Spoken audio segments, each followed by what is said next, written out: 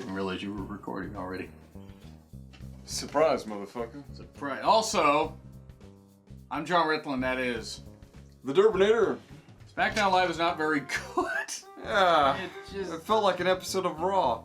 Recaps. It also felt like it was 3 hours long. It did. We're, by the way, Ontario, not that one, California. Yes. Not that California either. Yes. Yeah. Too much talking during this, and Too much talk. Not enough walk. I get it, but they're 5 days away from Stomping Grounds, which, by the way, Chris, is the pay-per-view where they kick ass and take names. They only said it Like 1,000 fucking times an hour. 1,000 fucking times an hour. I don't have that kind of money. So we get New Day. That would be really quick sessions. New Day, and Big E mentioning the second hour of SmackDown will be Freaky Hour. It involves Xavier in a slip and And slide. you know what? They weren't wrong. It was Freaky Hour because things were really freaking weird in that second hour. And not in a good way. Yeah. But yeah, it involves Xavier in a slip and slide. Moving on. Dolph mentions this Sunday, Sunday! Monster Truck Rally at the Tacoma Dome! which is funny. Grave Digger! And also, Dolph Ziggler! we get, yeah, by the way, Tacoma Dome. And in case you missed our Raw review, which, why would you? By the way, thanks for getting that to 150 plus views in less than a day. Neat. We watch so you don't have to. Yes. And then I watch when he's busy so you don't have to. I'm a sadist, apparently. And And we Swatch because Swatch is apparently still in business. Wait, what? I know, right?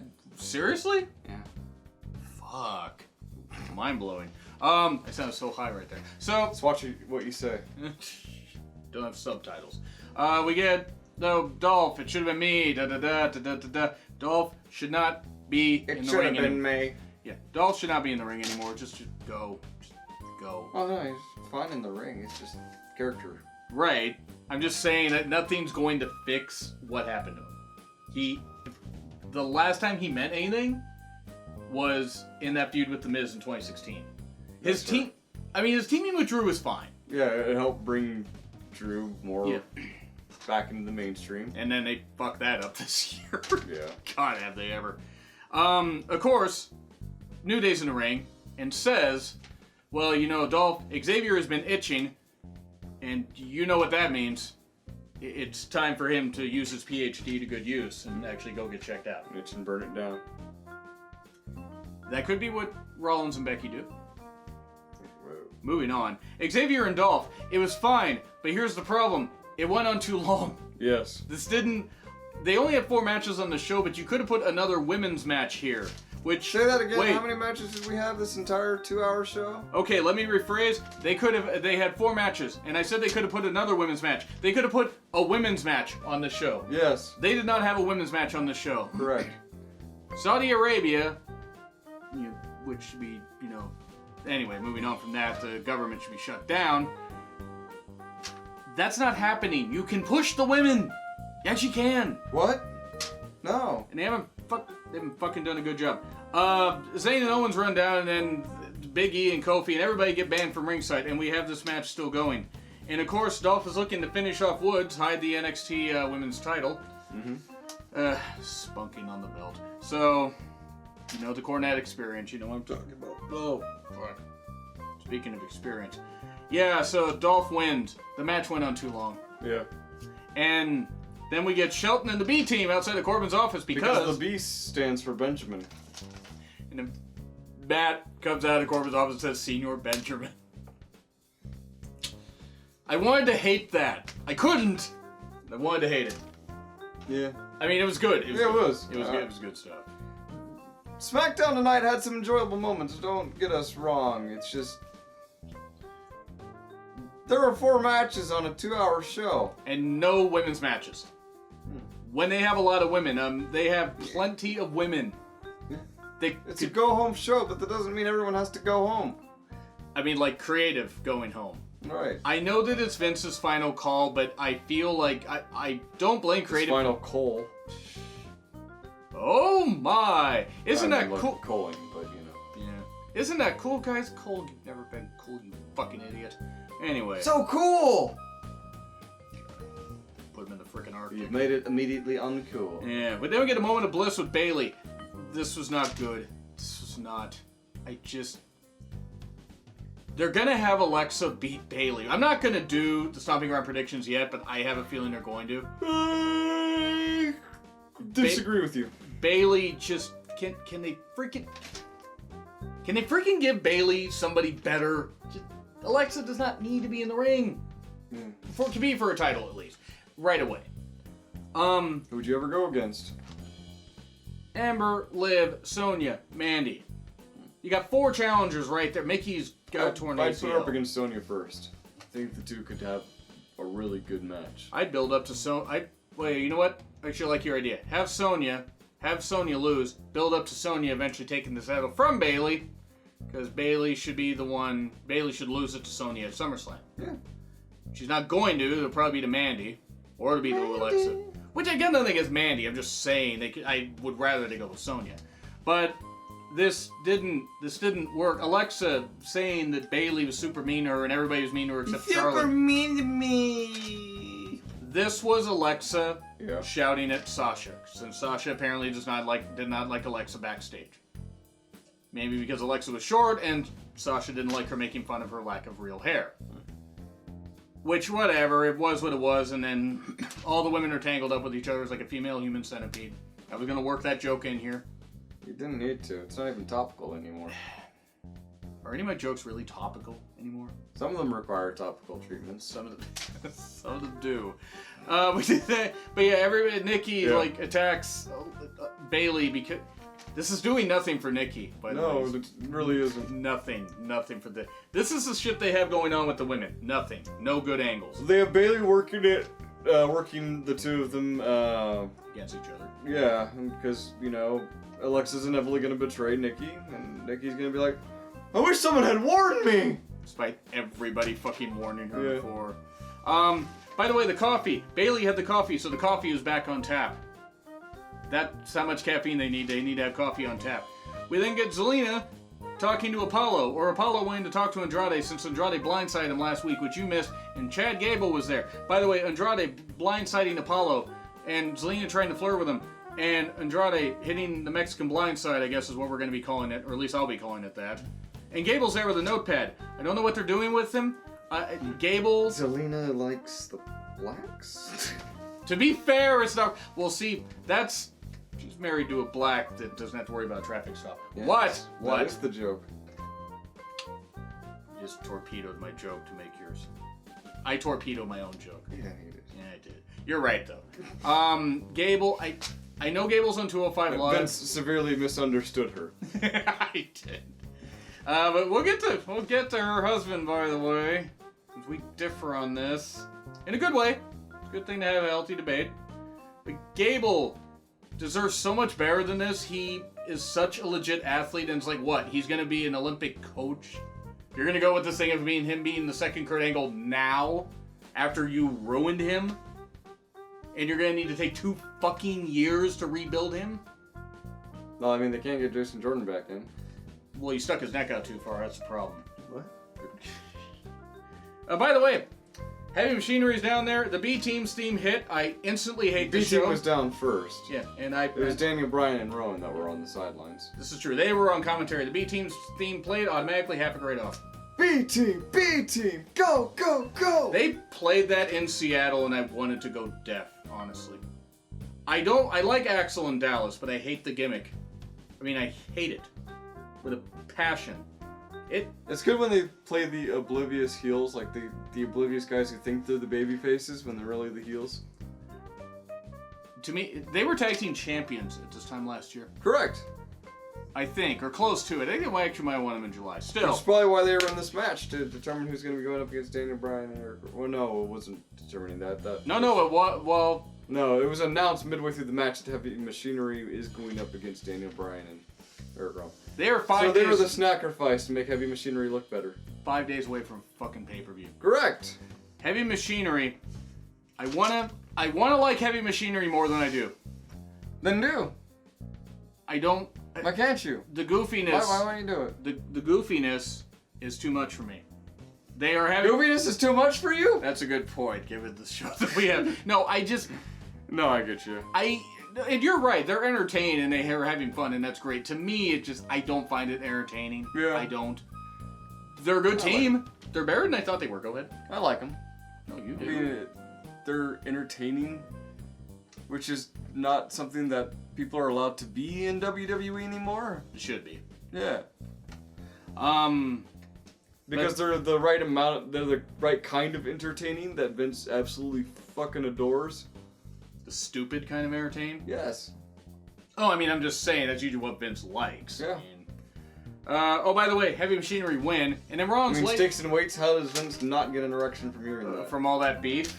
All that beef. You know how much I fucking killed my throat doing that joke during those reviews? I don't know, pal. Such good shit.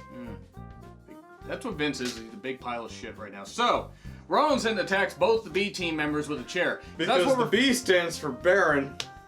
or burial. I mean, and Baron. It just. I'm sorry. They've jumped the shark on this with Rollins beating people down with a chair. Okay, we get it. He's taking people out because they're against Corbin. I get it. No, they're for Corbin. Well, okay, they're Because against. he's against Corbin. He's against Corbin. Therefore, the whole point You're is. so angry your words are getting jumbled. When does that ever happen? A lot. It does happen a lot. It just did no good. It did. I just. Do you no good? I just didn't like it. It's like now I'm starting to sour on Rollins, and I don't want to sour on Rollins because I like Seth Rollins. But the more you say it, the more you sour yourself on him. But I like Seth. You're, do. You're like a self-defeating prophecy. Yeah.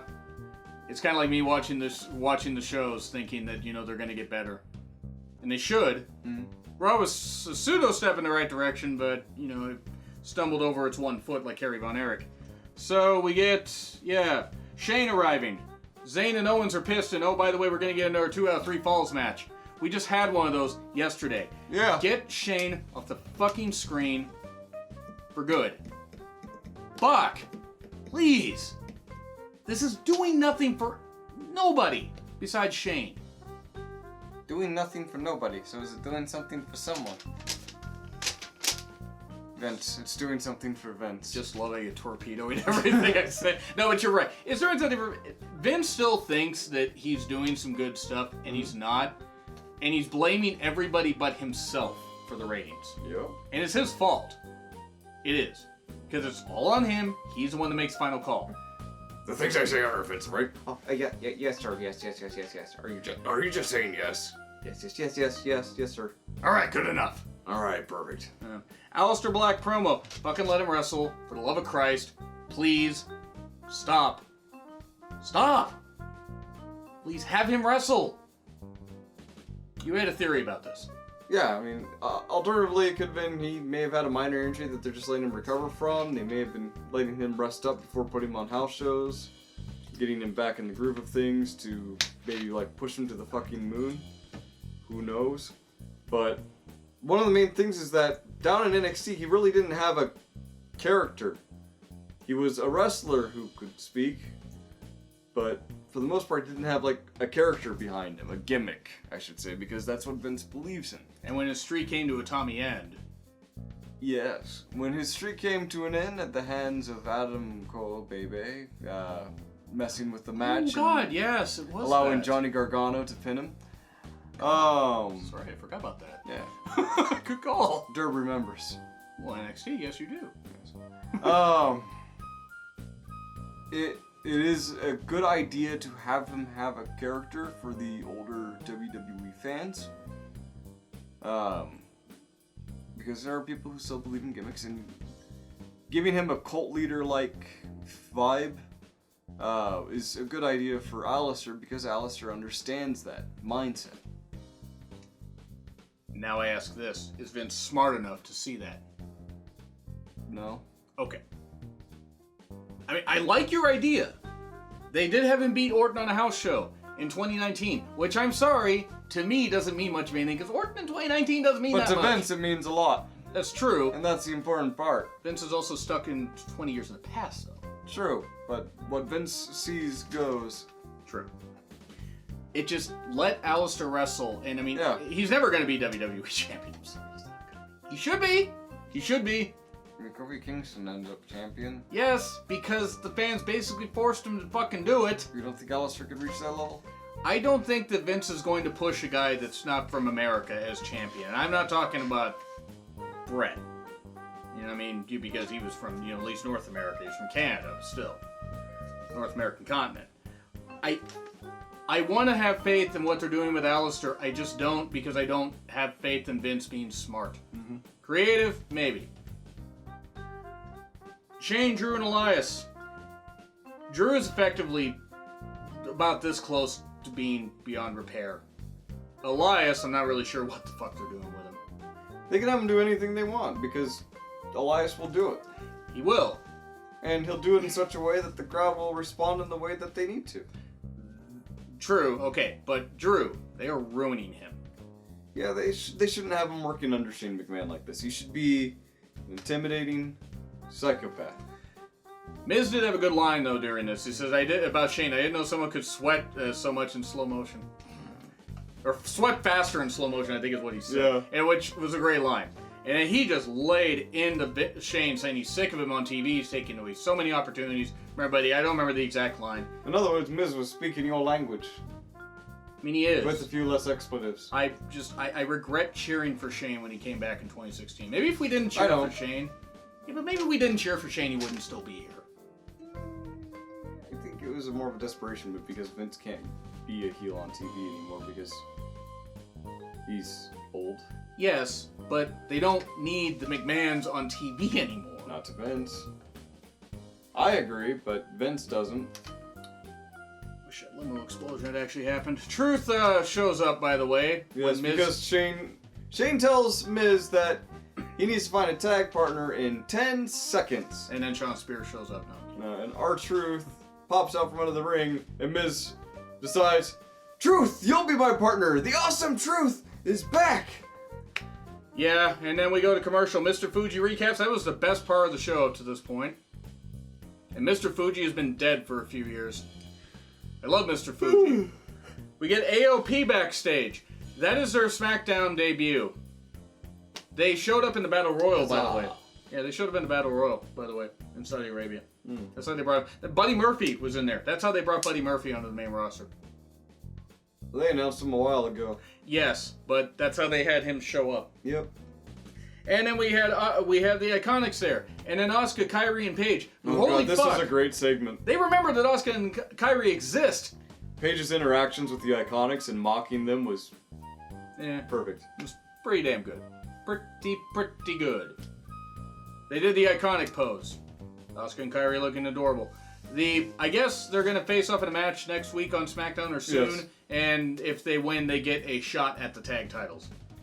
I honestly forgot the women's tag titles still existed. Hook it in my veins! Yes, hook it to my veins! No women's matches, by the way, folks. Yeah. This is what you're doing with your women. Miz and Truth versus Elias and Drew. It's an elimination match. Truth gets pinned after a bit. And then they do more 24/7 shit. I hate it. I hate it. I hate it. This is a live abortion on TV. I found it endlessly entertaining, and the fact that by the end of this, Drake Maverick finally pinned R-Truth. Which, honestly, I believe that Drake Maverick pinning R-Truth should have been the way that the 24/7 title ends. But I'm interested to see how this continues. Because it breaks up the monotony of WWE. Yeah. Miz got beat down, his face turned, is essentially dead. He can't win a match! It took a group of people to beat him down, but still, and a lot of cheating. Yes, he also lost 2 straight pay-per-view matches to Shane. Falls Count Anywhere, and a cage match where Shane's shirt slipped off because he's so goddamn fucking sweaty. Yes. Fucking shithead. So it took shenanigans for Miz to lose. Yes. It's not helping Miz if he doesn't win a match, though. But wins and losses don't matter in WWE. Of course they don't matter to Road Dogg. He must be... God damn it, Chris. Road Dogg must be drinking again. God, might as well. It's when he was any fucking good. Working down in NXT now. You're probably drinking there, too. I'm sorry. Road Dogg's a fucking idiot. Am I a little bit bitter towards WWE? A little. I'm a lot bitter towards WWE, aren't I? I think you need a vacation. I may have to start taking some days off. Not necessarily from the channel, but just some days off from work. Yeah. We then get Ember, Sonya, Mandy, donuts and slapping. They have nothing for the women, seriously. They're sitting there slapping their donuts together. What?